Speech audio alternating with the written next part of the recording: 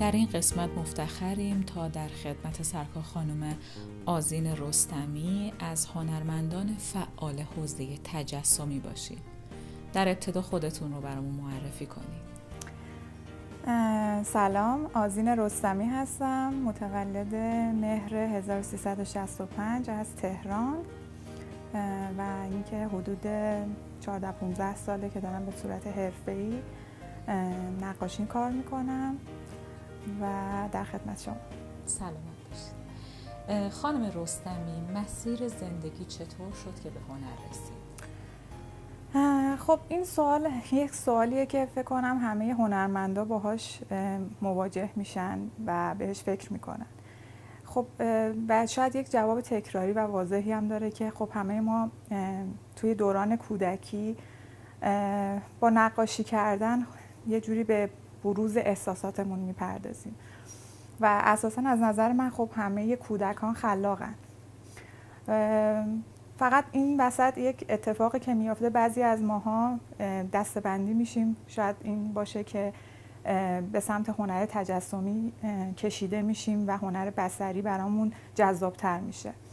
خب منم مستثنا نبودم از این موضوع و یک نقطه عطفی که حالا خودم همیشه احساس میکنم توی ناخودآگاه هم تاثیر داشت، روزی بود که یه خاطره خیلی جذابی هست. اینه که من توی 7 سالگی یک نقاشی رو سر کلاس کشیدم که معلم کلاسم خب وقتی نقاشی رو دید خیلی براش دیدم یک لبخند عجیبی داره میزنه و ساعت‌ها مثلا چند دقیقه طولانی داره بهش نگاه میکنه و بعد خودکارش رو در آورد زیرش یه چیزی نوشت.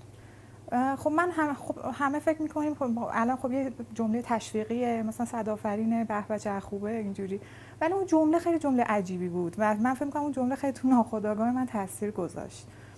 برام نوشتش که آذین جان، امیدوارم روزی زنده باشم و نقاشی‌هایت را بر در و دیوار نمایشگاه‌های ایران ببینم.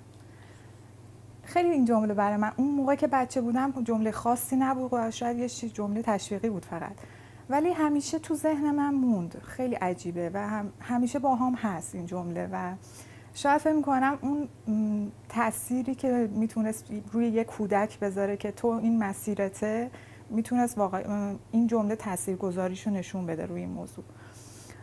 تا اینکه خب من البته مسیر زندگیم رفت به سمت‌های مختلف. خب دیپلم ریاضی گرفتم و اصلا فکر نمی‌کردم حتی قرار نقاش بشم، ولی از یه مسیری به بعد راه هم جدا شد و متوجه شدم که من اصلا اساساً ذهن حسابگری ندارم و کاملا ذهن من یه ذهن بصریه و کلا عاشق خلق کردنم.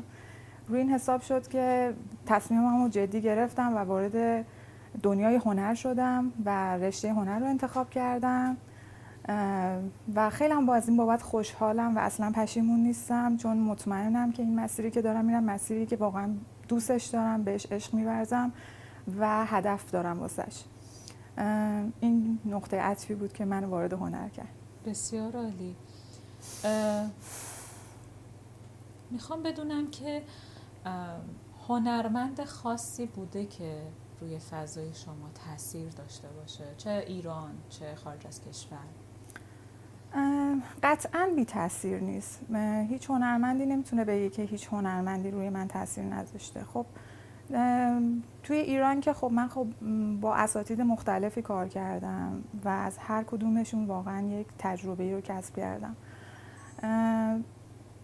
در حالا هنرمندان خارجی که مثلا میتونم بگم خیلی کاراشون رو دوست داشتم و رو من شاید تاثیر گذاشتم، مثلا در میون هنرمندای قرن 20 فرانسیس بیکن بود که یه هنرمند اکسپرسیونیسته و خب هممون میدونیم فرانسیس بیکن معروفه به دفرماسیون های دردناکی که روی شخصیت های نقاشی هاش همیشه به نمایش میذاره. خب این آدم، من تو دورانی که در حال تحصیل بودم، دانشجو بودم، همیشه کاراشو دنبال میکردم و دوست داشتم و شاید روی من یه مقدار تاثیر گذاشته باشه. و یا در میون هنرمندای معاصر میتونم دمین هرتز رو بگم که شاید رو من تاثیر داشته، چون اونم هنرمند معاصریه که از مفاهیم توی کارش استفاده میکنه، مفاهیمی مثل درد و رنج و دور از زیبایی شناسی، و اینم دقیقاً چیزیه که من تو خودم میبینم برای نقاشی‌هایی که دارم روشون کار میکنم. بسیار عالی. فرم در آثار شما تحت تاثیر ایده است یا ایده ها و افکار شما از خلال فرم شکل میگیرن؟ میتونم جواب این سوال اینجوری بدم که این دوتا در واقع به هم ارتباط دارن، نمیتونیم بگیم که اولی یا دومی. چون من موقعی که دارم کارم رو شروع میکنم، خب شاید یک فرم تو ذهن من شکل گرفته که من این فرم رو باید پیش ببرم در جهت ایدم، ولی در نهایت وقتی که به صورت بداهه داری شروع میکنی کار میکنی و تو داری ایدت رو شکل میدی، ناخودآگاه اون فرما رو دیگه داری تحت تاثیر ایده های خودت قرار میدی و اینجا برعکس میشه. یعنی در این جواب این سوال اینه که توأمان همزمان میتونه این اتفاق بیفته. یعنی بخشی از این فرم ها از پیش تعیین شده دقیقاً است. بله. بعد میایید اجرا میکنید، بله. هم فرم پخته میشه بله. و هم ایده. بله دقیقاً. در راستای اون ایده اون فرم پخته تر میشه. بله. در لابلای صحبتاتون اشاره کردید که زیبایی شناسی لزوماً بله. ملاکتون نیست. پس نقش ایده در ایجاد فرم و خلق فرم برای شما پررنگ هست. خیلی پررنگ تره. بله. اساساً هنرمندی هم که اصراری ندارم که اثر زیبا خلق کنم یا مخاطب حس خیلی زیبایی شناسی از کارم بگیره، چون من خودم رو حالا شاید بتونم هنرمند معاصر بدونم و اساساً هنر معاصر هنریه که با مفاهیم ذهنی هنرمند سر و کار داره و بیشتر از این که به دنبال زیبایی باشه، به دنبال اینه که یک فکر یا احساس رو در مخاطب ایجاد کنه و هدفی هم که من همیشه تو کارم دارم اینه. من همیشه دنبال اینم که یه حس مشترک بین خودم و مخاطب توی نمایشگاهی که مثلا دارم برگزار میکنم ایجاد کنم و برای همین هست. جایی هم اشاره شده برای تعریف هنر معاصر این که همزمان که به زمان و هم عصر بودنش ممکنه بپردازن، آیتم دیگه‌ای مثل تحت تاثیر جامعه، بله. تحت تاثیر فرهنگ قرار گرفتن اون اثر هنری ملاک قرار میگیره. بله. میخوام ببینم آذین رستمی تا چه حد نقاشیاش تحت تاثیر فرهنگ و اجتماعه و تا چه حد از درونیاتش میاد. میتونم بگم که قطعاً تحت تاثیر اجتماع هستش. من اصلا هنرمندیم که خودم رو دغدغه من میدونم روی این موضوع. از موقعی که کارم رو شروع کردم دغدغه‌های اجتماعی و سیاسی و فرهنگی داشتم که دوست داشتم تو نقاشی هام نشون بدم و فکر میکنم اصلا رسالت یک هنرمند باید همین باشه. ما فقط قرار نیست یه چیزی زیبا خلق کنیم، باید یه حرفی داشته باشیم، باید یه حسی رو در مخاطب ایجاد کنیم که تاثیرگذار باشه. در نهایت به هر حال ما هم باید یک قدمی برای پیشرفت یک اجتماع، یک جامعه برداریم. و حالا این که میگین درونیات، خب خیلی تاثیر داره. من دارم توی یک جغرافیایی زندگی میکنم، خودم یک هنرمند زن هستم، قطعاً زنانگی من، قطعاً اون جامعه‌ای که جغرافیایی که توش دارم زندگی میکنم، ناخودآگاه من، کودکی من، اتفاقاتی که برای خود من توی زندگی افتاده، فشارهایی که داشتم، رنج‌هایی که کشیدم، همه اینا در کنار اون موضوعی که ارتباط پیدا میکنه با اجتماع و سیاست و اینا، توأمان تاثیر میذاره روی کار. اشاره کردید به جغرافیایی که داریم توش زندگی میکنیم. به نظر شما هنر برای این جغرافیا میتونه راهگشا باشه؟ میتونه برای مسائلی توی امور اجتماعی نسخه‌ای بپیچه و یا درمان دردی باشه؟ چرا که نه، واقعا تاثیرگذار هست. اصلا به نظر من هنر برای این به وجود اومده که این تاثیر رو بذاره و ما بدون هنر ممکنه اصلا نتونیم زندگی کنیم.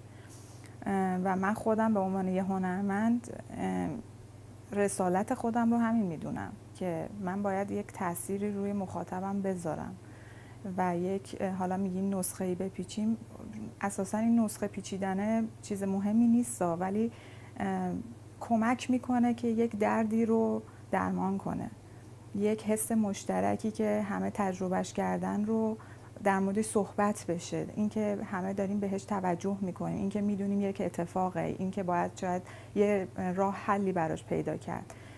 و به نظر من اکثر هنرمندانی که تو این مسیر قدم برمیدارن خیلی میتونن تاثیرگذار باشن روی این موضوع. در کنار محیطی که دارید درش زندگی میکنید و از اون تاثیر میپذیرید، چیزهای دیگه هم وجود داره که الهام بخش شما باشه یا از اونا برای خلق اثر کمک بگیرید، تاثیر بپذیرید؟ بله قطعاً. یکی از منابع الهام من توی زندگیم طبیعت هست و طبیعت روی من خیلی تاثیر میذاره، مخصوصاً اینکه حالا من کوهنورد هم هستم و علاقه عجیبی به کوهنوردی دارم.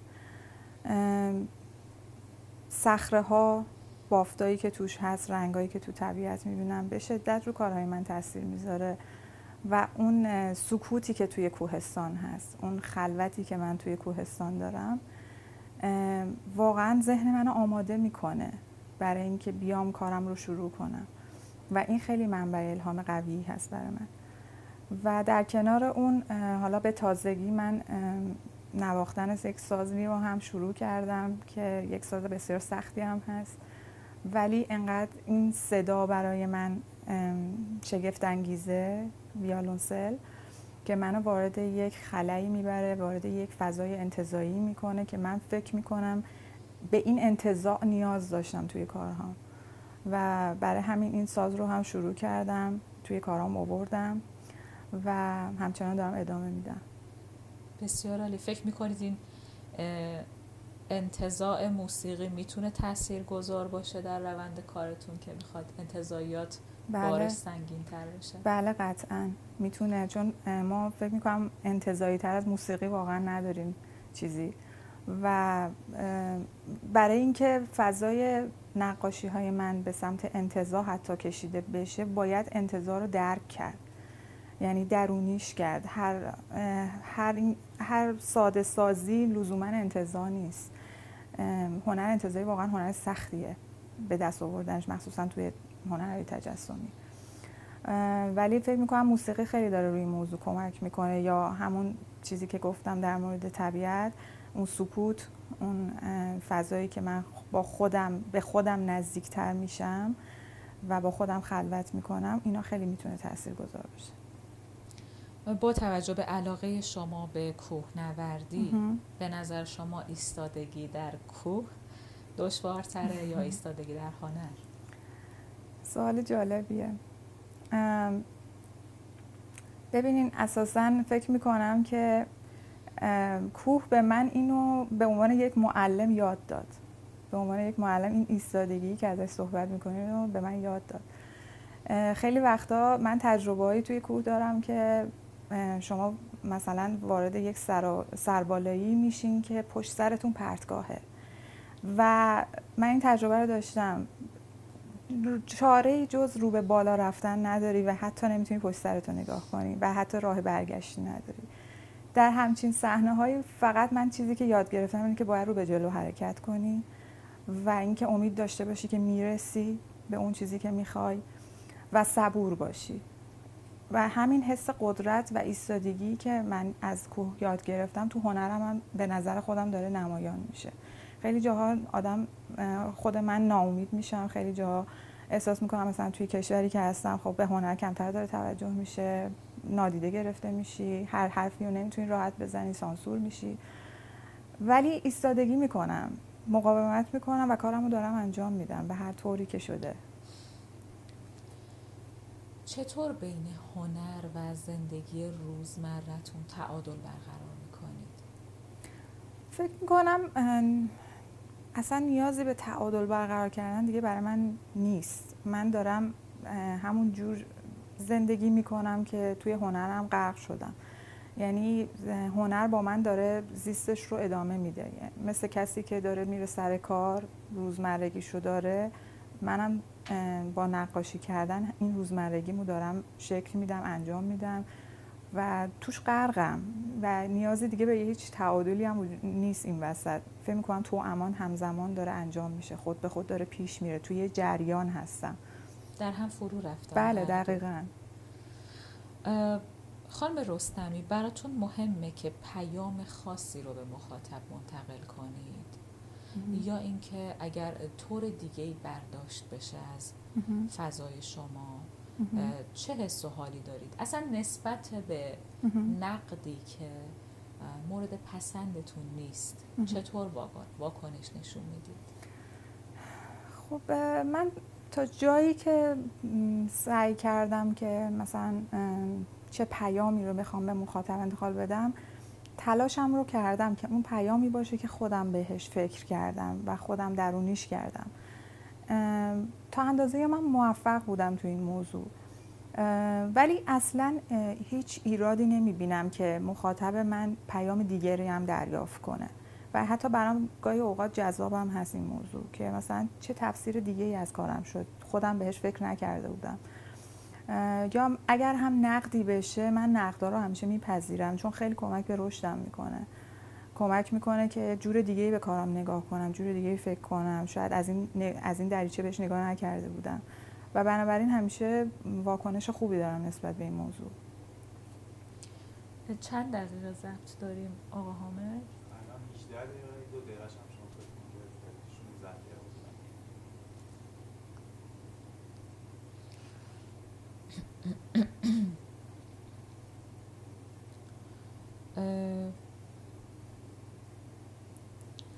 تکنیکتون در کار ترکیب مداد و رنگ روغن بسیار جذابه و انگار به یک اتمسفر رنگی در رنگ روغن رسیدید که کاملا میشینه توی کار.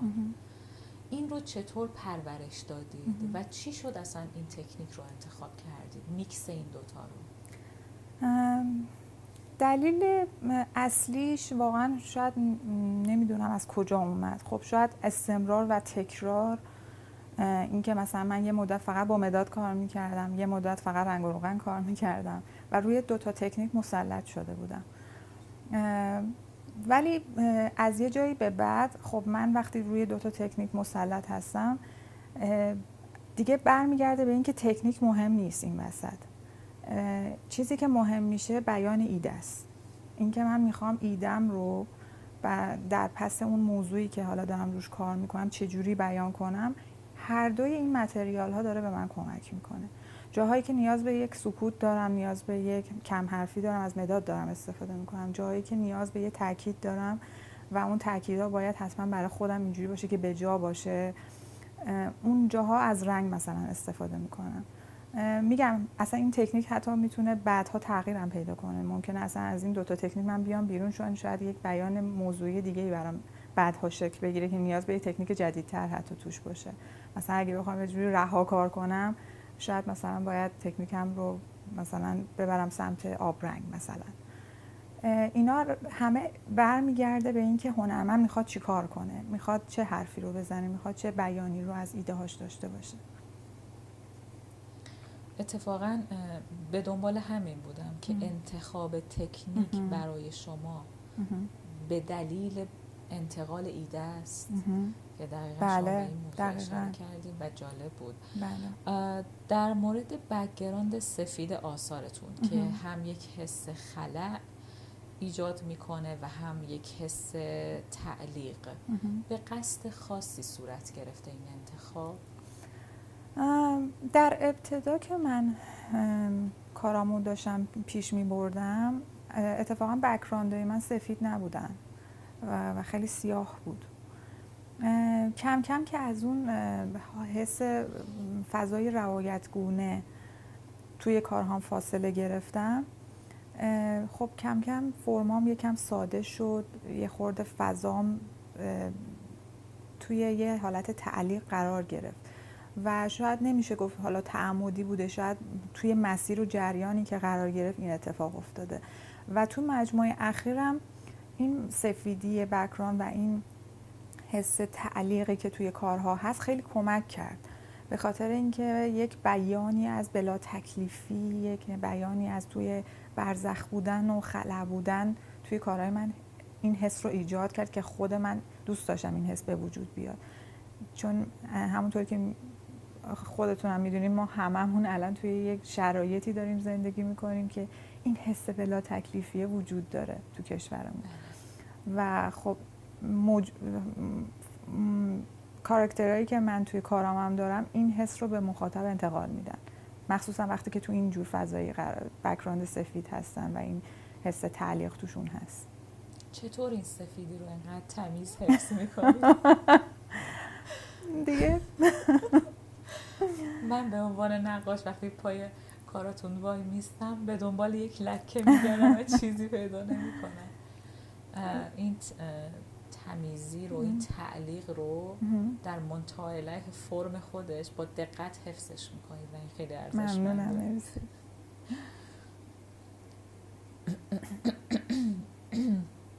امروز صدای من گرفته.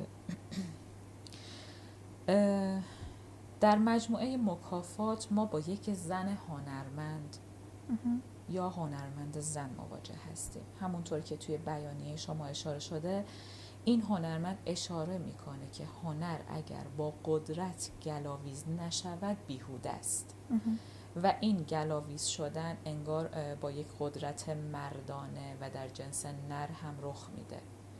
در این خصوص کمی برامون شرح بدید. خب مجموعه مکافات واقعا مجموعه پیچیده‌ای برای من علاوه هم ذهنی بود، هم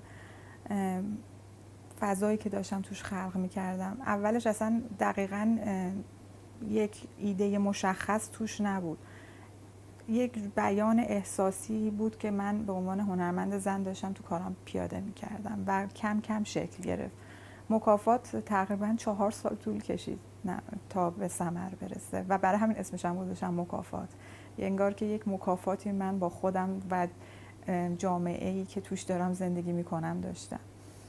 و وقتی دارم از صحبت از این می‌کنیم که هنر اگر با قدرت گلاویز نشود، اینجا من در واقع دارم از یک مبارزه صحبت می‌کنم. یک مبارزه‌ای که زنان همیشه در طول تاریخ مخصوصاً توی ایران به خاطر فشارهایی که در تحمل داشتن میکردن،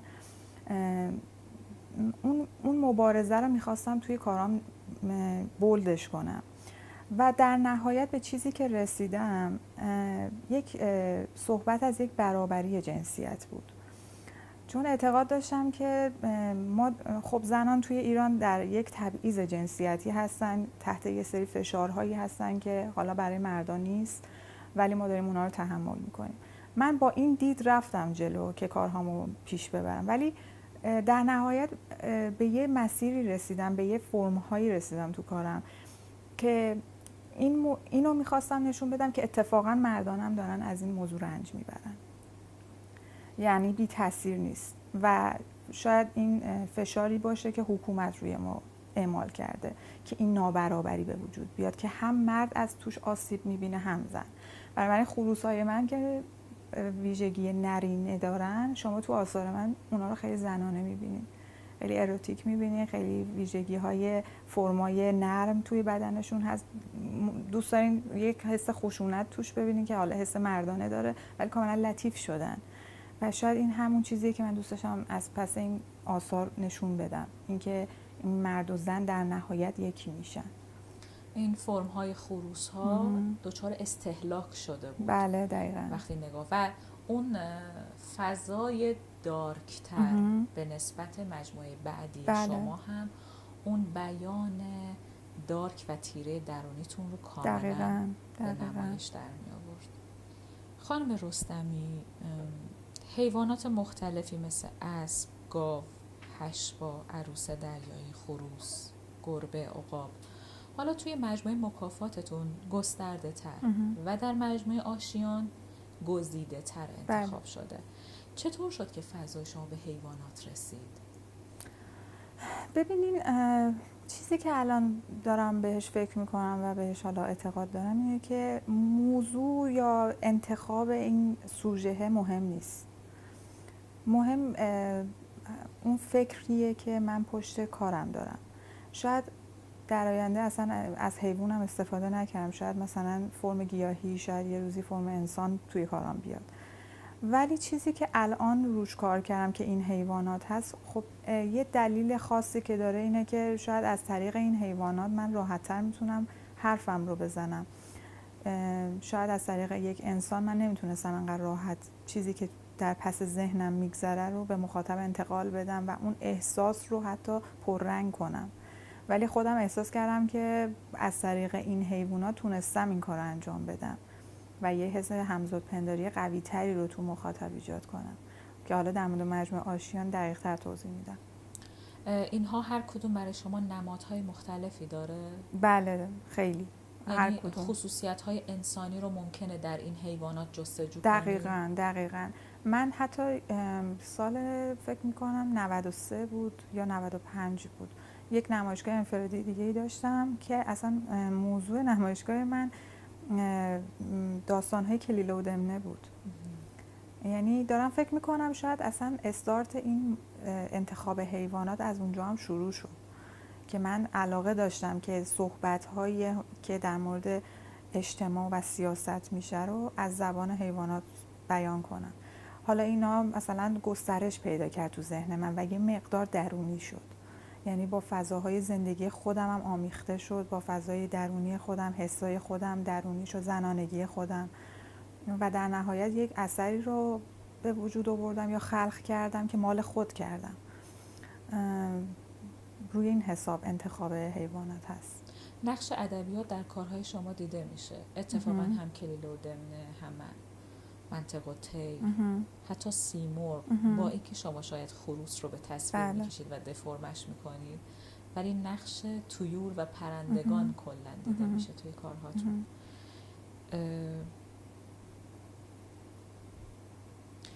با نگاهی کلی به دوتا مجموعه آخرتون، وزنه رنگ در مجموعه آشیان کمی سنگین تر شده. این یه اتفاق درونیه یا دلایل خاصی مثل ایده یا زیباشناسی درش هست؟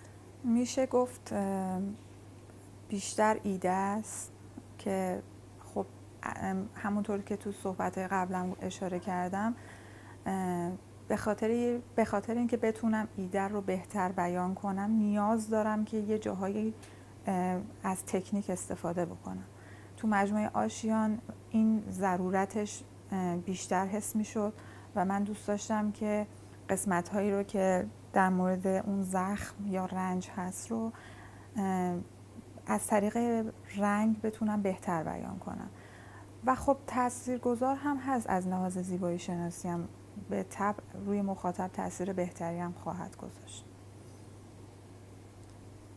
انگار که در تفاوت بین مکافات و آشیان، اگر بخوایم بگیم مکافات، انگار شخصی تر بوده و اینجا بیانش شدیدتره در آشیان و شما از رنگ برای بیان بیشتر کمک می‌گیرید. بله. و انگار به عنوان یک نماینده از یک اجتماع اومدید. دقیقاً. و رنگ رو مد نظر قرار دادید.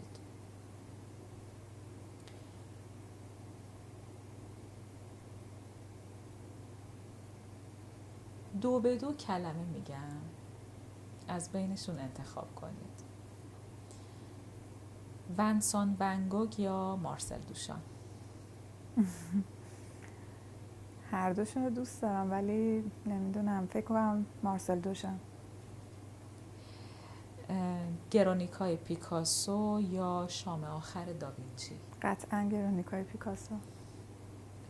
کوهنوردی یا نقاشی؟ خیلی سخت شد ولی نقاشی. مداد یا رنگ روغن؟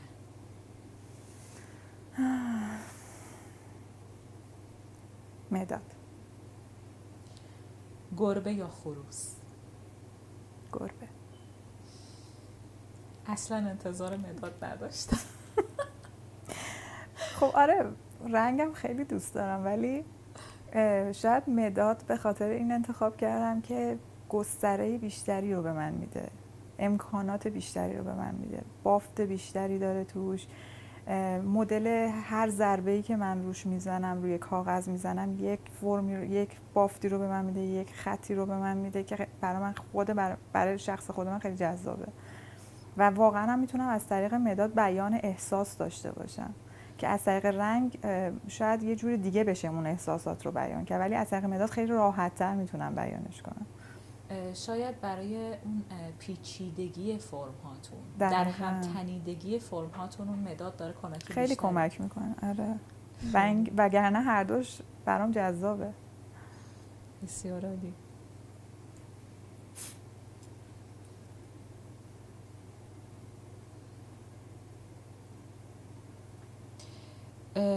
در بیانیه مجموعه هاتون از کلماتی مثل رنج، زخم، اندوه استفاده شده. این احساسات رو ما توی پیچش فرماتون، توی دفرماسیون هاتون و در همتنیدگی آثارتون میتونیم جستجو کنیم. از نظر خود شما مهمترین عنصری که باعث انتقال این احساسات رنج و اندوه به مخاطب میشه چیه؟ همونطور که اشاره کردین تو روند کارهام با فرم خیلی دارم کار میکنم و بازی میکنم و چون مفهوم رنج و درد به عنوان یک ایده اصلی از سرزمینم در پس ذهنم بود، خب من با این فرما جوری بازی کردم که این درد و رنج رو بتونم به مخاطبم انتقال بدم. چروک هایی که روی هم افتاده، استفاده از مثلا گیاهانی که خوش دارن میشن، بافتایی که خشن هستن و استفاده از همون قسمت هایی که رنگ به جا باید استفاده کنم تو کارم، اینا همه کمک میکنه که من بتونم این رنج رو نشون بدم و اون در هم تنیدگی که بهش اشاره کردین دقیقاً درسته. یه جاهایی از دفرماسیون استفاده میکنم، پیچش ها رو اغراق توشون ایجاد میکنم که اون فشردگی یا بعضی وقتا برعکس فروپاشی بتونم توی آثارم نمایان کنم. 23 خرداد روز افتتاحیه نمایشگاه آشیان در گالری سالس بود که مصادف شد با جنگ 12 روزه ایران و اسرائیل و نمایشگاه کنسل شد. از احساستون و اتفاقاتی که افتاد برامون بگید. خب واقعا روز تلخی بود. هر هنرمندی که اون لحظه جای من باشه میفهمه که چه حس بدیه وقتی 2 سال برای یه مجموعه زحمت میکشی و این اتفاق افتاد. خب من اون روز خیلی شوکه شدم و اصلا نمیدونستم باید چی کار کنم، ولی از یه طرف یه حس عجیب غریبی هم تو ذهنم بود که اینا چیده شده واسه من و سپرده بودم انگار به کائنات که این اتفاقها چجوری میگن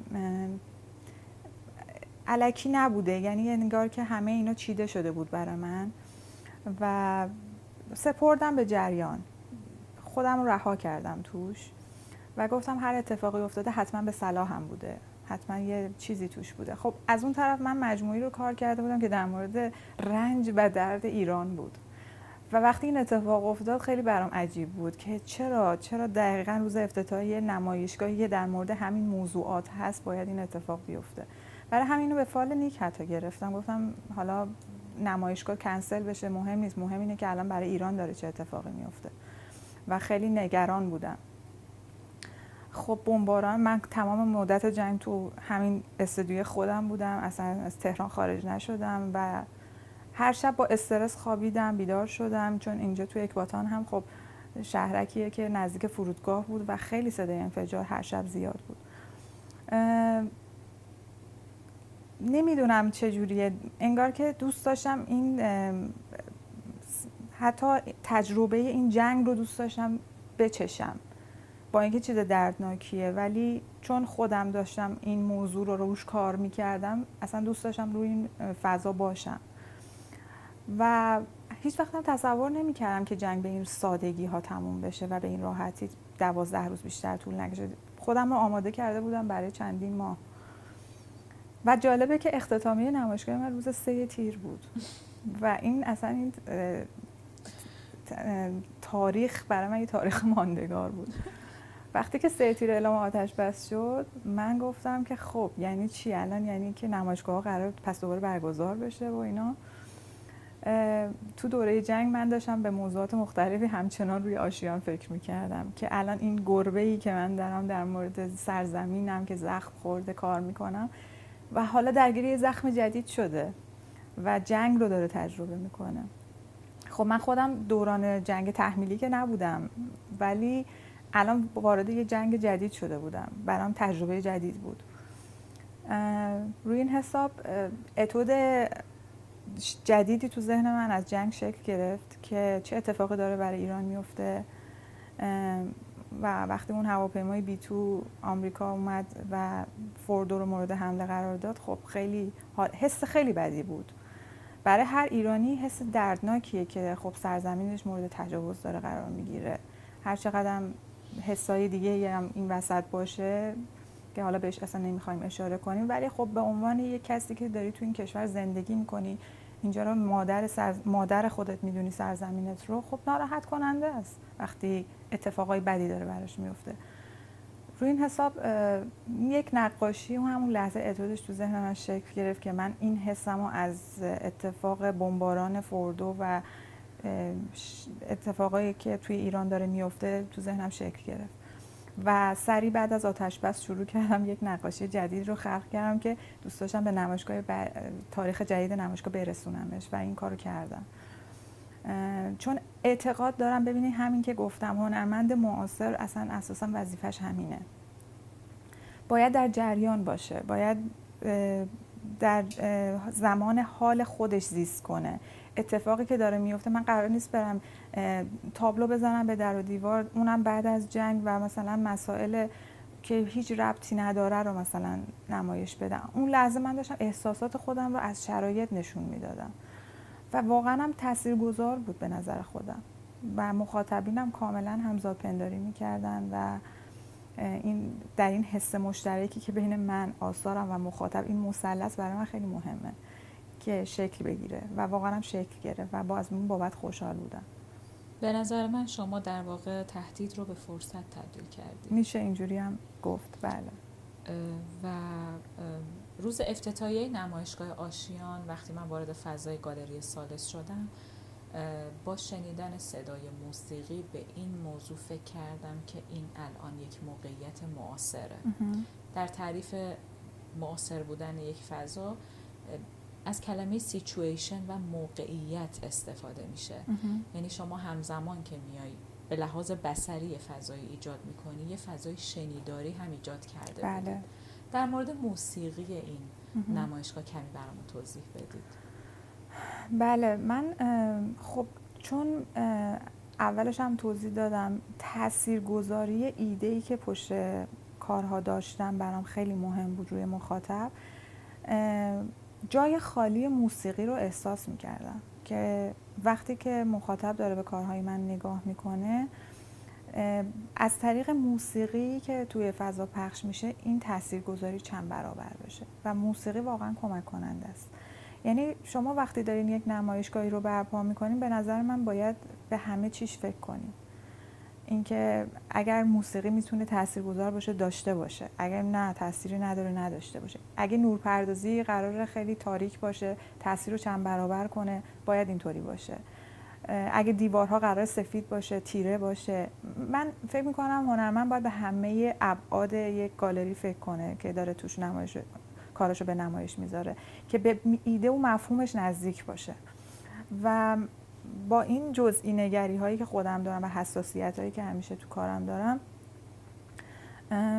نمایش کارهام به این مسیر رفت و خب براش یک موسیقی اختصاصی برای این نمایشگاه من ساختم که یه دوست هنرمندمون آقای صدر و سما با زحمت این کارو کشیدن که خیلی هم به نظرم کارشون عالی بود با توجه به اینکه من باهاشون ساعت‌ها صحبت می‌کردم در مورد ایده‌ام که چی هست، من میخوام دقیقاً چی رو بیان کنم و اینکه از همون سازی دوست دارم توی کار استفاده بشه که خودم تجربهش کردم، خودم باهاش حس مشترک دارم، حس خوبی دارم، ویولنسل هست و با هم به یک نتیجه رسیدیم، ساعت‌ها روش کار کردیم و این موسیقی تولید شد و به نظرم واقعا هم تاثیرگذار بود.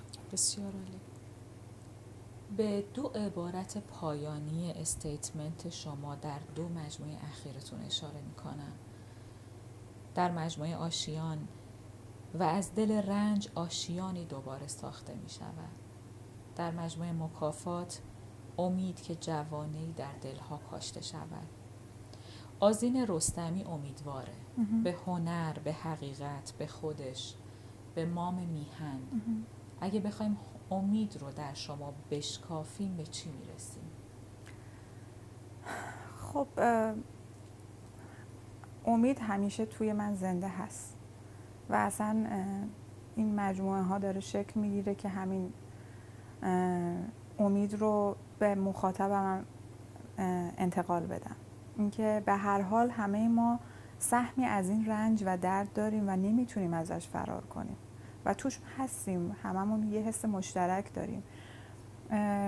درسته که الان نقاشی ها تلخن، نقاشی ها دارن یک موضوعی رو بهش اشاره میکنن که شاید دوست نداریم اصلا نگاهش کنیم، ولی چون نمیشه ازش فرار کرد باید باشه، باید صحبت بشه در موردش. ولی در نهایت توی همه کارهای من یه حس امید هست.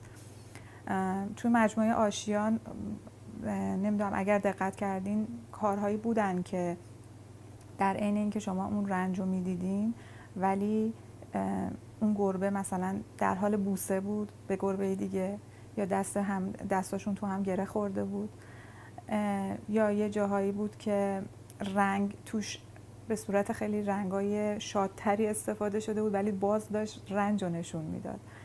اینا همه اشاره هاییه که من دوست دارم در مورد امید داشته باشم. هم تو مجموعه مکافات این شکلی بود، هم تو مجموعه آشیان. و اساسا فکر می‌کنم انسان به امید زنده است و باید این شکلی پیش بریم، باید رو به جلو باشیم. همون صحبتی که در مورد قله کرده بودم که کوه به من همین رو یاد داد که باید رو به جلو حرکت کرد و ناامید نشد و صبور بود. به هر حال همه چیز درست میشه، همه چی خوب میشه، همه چی رو به بهبود خواهد رفت و سرزمینمون به جای بهتری تبدیل خواهد شد. امیدواریم. و در نهایت آینده آینده خودتون، آینده این کشور، آینده هنر در این کشور رو چطور میبینید؟ اساساً آدم خوشبینیم و بدبینی تو کار من نیست. مطمئنم جای خوبی خواهد رفت ایران، به سمت خوبی خواهد رفت، هنرش هم به سمت جای خوبی خواهد رفت. همین الانش هم هنر ایران توی بسیار سطح بالایی هست و خوشحالم که تو ایران هستم، خوشحالم که تو ایران دارم زندگی میکنم و اینجا دارم حرفم رو میزنم. من موقعیت داشتم که مهاجرت هم بکنم ولی فکر میکنم که جایی که میتونم حرفم رو بزنم و خیلی راحت تر میتونم اتفاقا صحبت کنم در موردش، چون توش دارم زندگی میکنم، زیستش رو دارم، با خودم داره زیست میشه این تجربه، ایران هست. به خاطر همین تمام اون دغدغه‌های اجتماعی و فرهنگی و سیاسی که دارم تو اینجا داره شکل میگیره و توی کارهام بهتر میتونه نمایش داده بشه. مجموعه هنز اند روتس از شما قدردانی میکنه که امکان مصاحبت و گفتگو رو در فضای خودتون برامون فراهم کردید. منم متشکرم از شما، خیلی خوشحال شدم از مصاحبت با شما. ممنونم. متشکرم.